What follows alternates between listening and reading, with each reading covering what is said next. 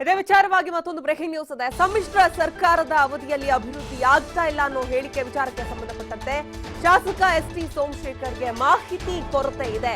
ಅವರಿಗೆ ಸರಿಯಾದ ಮಾಹಿತಿ ನೀಡಿ ಸರಿ ಮಾಡೋಣ.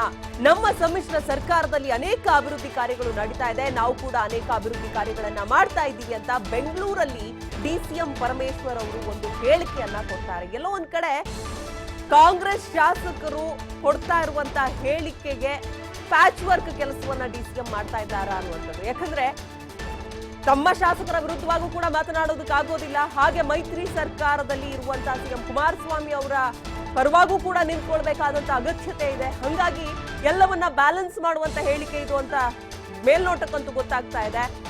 ಸೋಮಶೇಖರ್ ಅವರಿಗೆ ಮಾಹಿತಿ ಕೊರತೆ ಇದೆ. ಈ ಒಂದು ಮೈತ್ರಿ ಸರ್ಕಾರದಲ್ಲೂ ಕೂಡ ಅಭಿವೃದ್ಧಿ ಕಾರ್ಯಗಳು ನಡೀತಾ ಇದೆ, ಅವರಿಗೆ ಮಾಹಿತಿ ಕೊಟ್ಟು ಸರಿ ಮಾಡೋಣ ಅನ್ನುವಂತ ಒಂದು ಡಿಪ್ಲೊಮ್ಯಾಟಿಕ್ ಹೇಳಿಕೆಯನ್ನ ಡಿಸಿಎಂ ಪರಮೇಶ್ವರ್ ಅವರು ಕೊಟ್ಟಿದ್ದಾರೆ.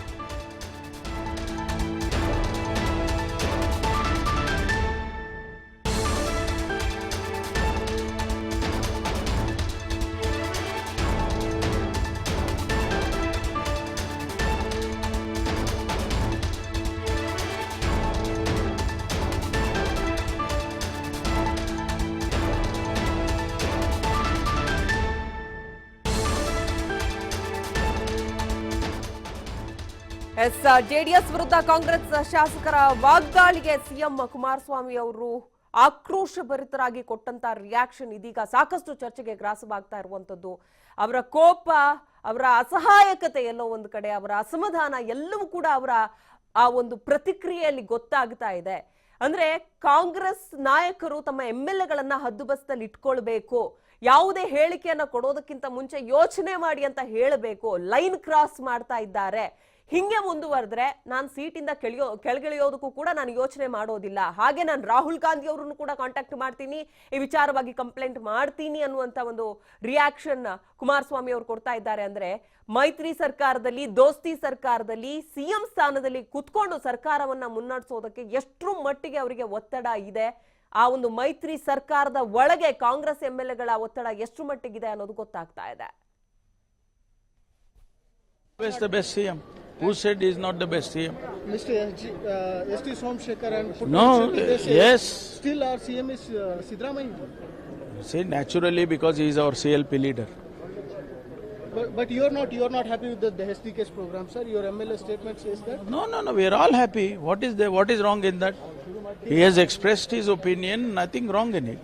He is our CLP leader. He has done well last 5 years. Yes. He also says nobody can dispute that. That is a different thing.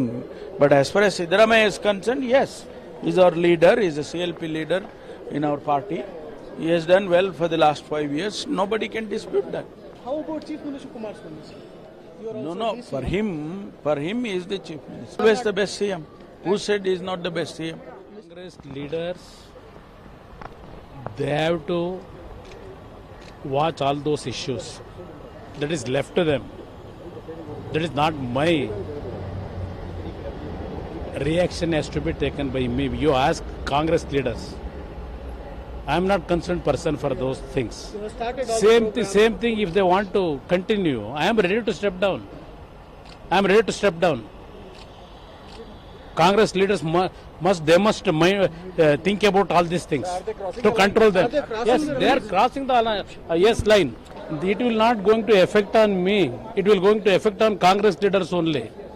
So will there Congress leaders, they must control their MLAs.